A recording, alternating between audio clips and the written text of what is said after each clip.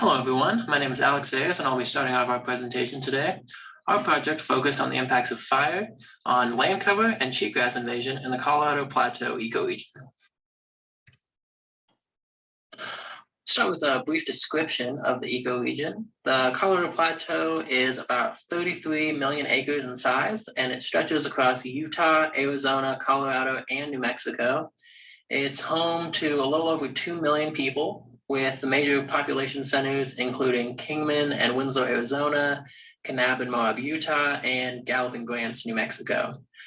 The vegetation in this ecoregion is highly dependent on elevation, with the lower elevations being consumed by shrubs and grasses, such as sagebrush, and the higher elevations being dominated by deciduous and evergreen forests with trees such as pinyon pine, Douglas fir, ponderosa pine, juniper, and also aspen.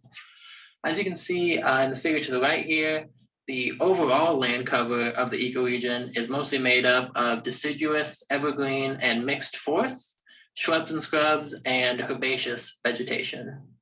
When it comes to climate for this ecoregion, it is just about as dependent on elevation as vegetation is, with the lower elevations experiencing as little as 7 inches of annual precipitation and moderate annual temperatures, with summer temperatures reaching well over 100 degrees.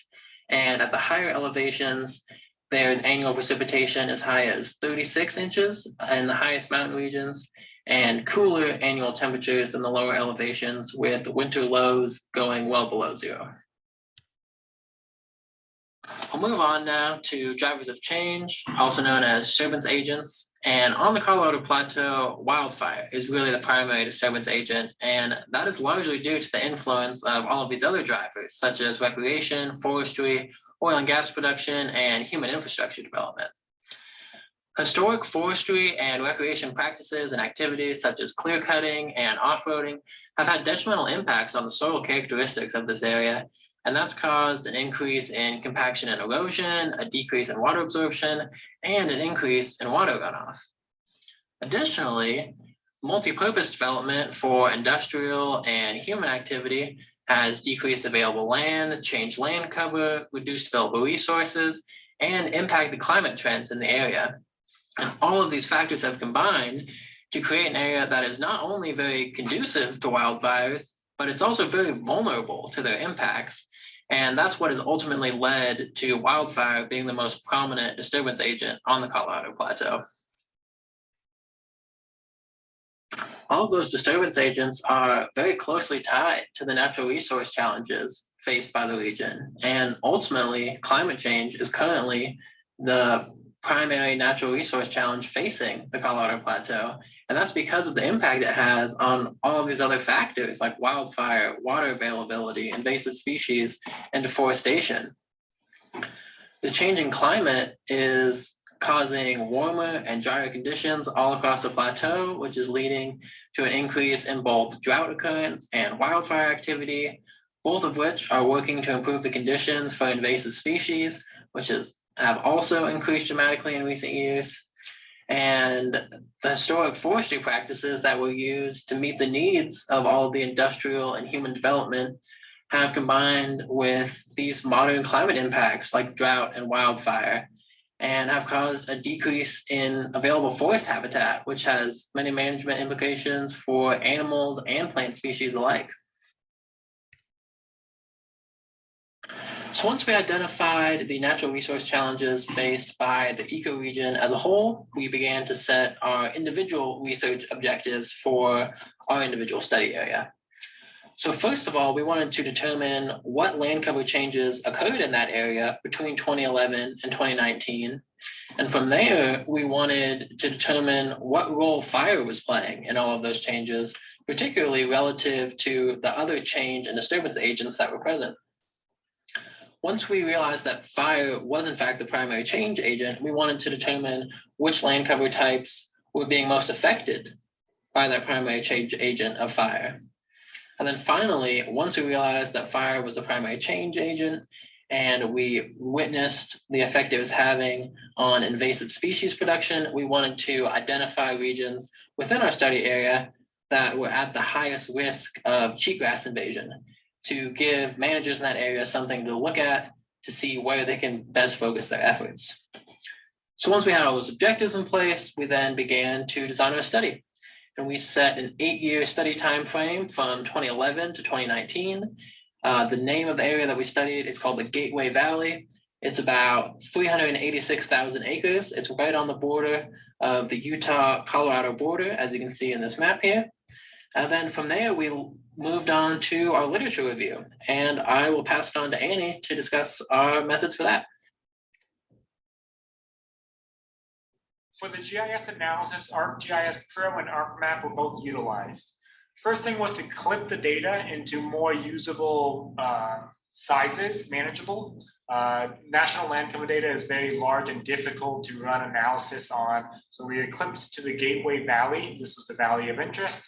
Data was then extracted with different parameters. For example, we extracted the data on areas that experienced fire versus areas that didn't experience fire, or specific fires or specific years. So we could compare the land cover data from 1 year versus a couple years later, or before and after a fire. All that extracted raster data was then sent over to Excel, where it is analyzed. And then inside of there, we investigated areas that match specific parameters as well. For example, when we are looking for a sheetgrass habitat or locations that invasive sheetgrass would come, we are looking at specific elevation slope as well as previous fire locations. So we are able to set specific parameters of areas that had a specific slope, specific elevation, and specific history.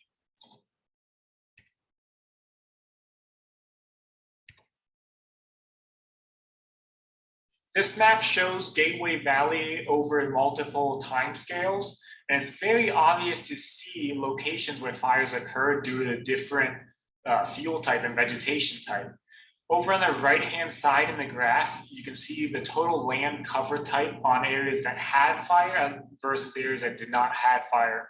One thing that is very noticeable is that areas with no fire history did not have any herbaceous fuels, while areas that had fire had an 18% land cover of herbaceous fuels, as well as much more shrubland compared to forest land. Zooming in farther onto two specific fires, the basic model of land cover change is the same in this area post-fire. Before the fire, you can tell there's a lot of mostly evergreen forest as well as some deciduous forest. And then after the fire, that forest land has transitioned into shrubland or herbaceous areas. And then it takes a long time for it to return to the original forest land. In our study, it wasn't a large enough temporal scale to actually see that full return back into the forest state. So it'd take another study to see exactly how long it takes for this cycle to fully reset back into the forest land, if it ever does. The GIS analysis clearly showed that fire alters the vegetation on this landscape. 18% of the areas that experienced fire within the last 19 years had herbaceous fuels, while 0% of the areas that never had fire had these herbaceous fuels. These herbaceous fuels were actually primarily sheetgrass, which is an invasive species for this area. Both the Hangdog and the Sunrise Mine fire presented similar successional models of forest to herbaceous to shrubland to forest. However, with our short scale, we were unable to see this land ever return to the forest that it originally had. Looking at the right-hand side table, we can see that overall there was a net loss of forest of over 6,000 acres and a net gain of 6,000 acres of shrub and scrubland. This may be due to an increased fire activity or changes in climate. Further studies would have to be done to see what the exact primers of this change are. Literature research showed that sheetgrass was an incoming problem for this area. It suggested that sheetgrass typically grows between 2,000 and 6,000 feet with a slope of 3.7% or less, and that fire can often be a primer to allow this invasive species in. We decided to run some analysis on our areas to see if we were seeing this herbaceous fuel type, the sheetgrass, on these areas of less than 3.7%. Our analysis showed that we were actually getting this herbaceous cheatgrass on slopes up to 5%. Further studies would have to be done to see exactly what type of environment this grass is growing at for this specific location.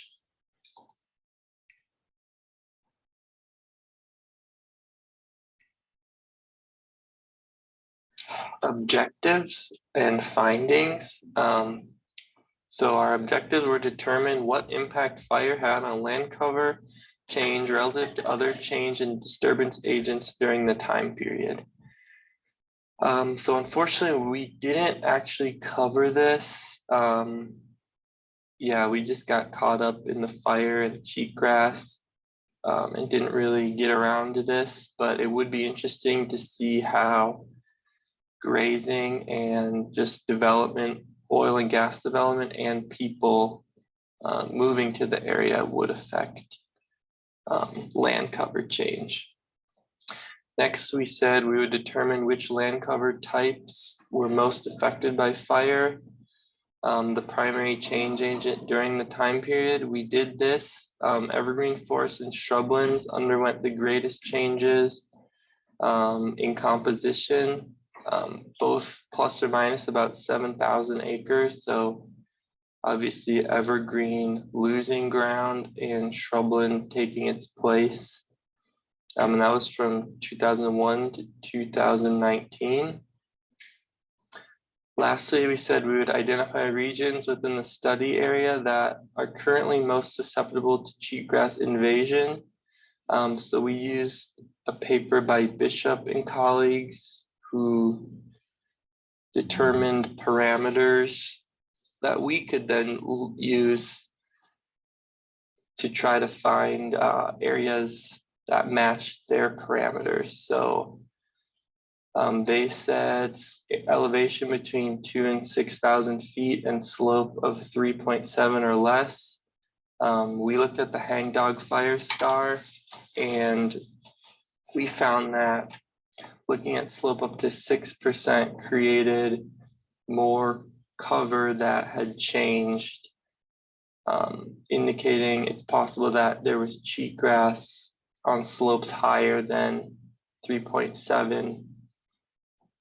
They also talked a lot about soil composition, and we weren't able to look at that, but it would be interesting to look at in the future. Science and management implications. Our results demonstrate the loss of habitat caused by wildfire and an unnatural successional pattern by the invasion of cheatgrass, whose presence will likely alter the fire regime from one of low interval high intensity to high interval high intensity. Lloyd and colleagues found that historical fire regime in Mesa Verde National Park was characterized by large wind-driven stand replacement every 200 to 400 years. The invasion and establishment of cheatgrass represents a divergence to this pattern and could represent a loss of these evergreen forests. Land managers should be taking every possible step to reduce the spread of cheatgrass and combat its establishment by closing fire scars to grazing, planting natives, and physically removing the species. Being proactive now will prevent real economic, cultural, and ecological damage if cheatgrass becomes established and fires become more frequent. Our GIS analysis supports Bishop and colleagues' parameters to predict where cheatgrass is more likely to establish and could be used as a tool in planning and protection of highly susceptible areas. The limitations to this project are simple but important to note. First of all, raster data is binary. There may be land within the individual cells that meet the requirements for cheatgrass growth, but do not show up because of this. Additionally, due to no field data, there was no accuracy assessment run. We believe this data to be accurate, but do not currently know for sure. A deductive model also has the potential to overpredict habitat. And finally, models only ever show what they've been created to reflect. They are not, nor can they be, absolute truth. It is up to the individual scientists to determine what level of inaccuracy they are willing to accept within their models. Future studies could examine other factors that increase the likelihood of cheatgrass growth. One study suggested that a clay-like soil increases cheatgrass occurrence, and data could be created or located to add that factor to the GIS maps to better identify locations that are at risk for being taken over. Although the slope is examined, no data was found to examine the aspect for where cheatgrass is most likely to grow. Either additional data could be found or a new study would need to be completed in order to add this factor.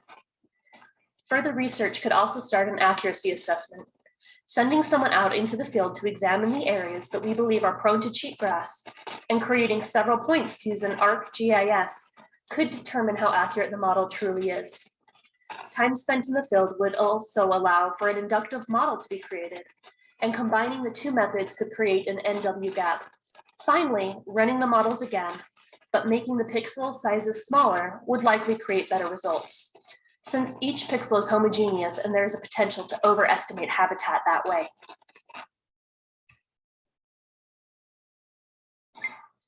To gather the information presented here, our team used multiple databases, including JSTOR, the Web of Science, Google Scholar, and Academic Search Premier. Multiple keywords and phrases were searched to find the information needed, focusing on various combinations of Colorado Plateau, fire, cheatgrass, and GIS. The sources located and used can be found on the next few slides.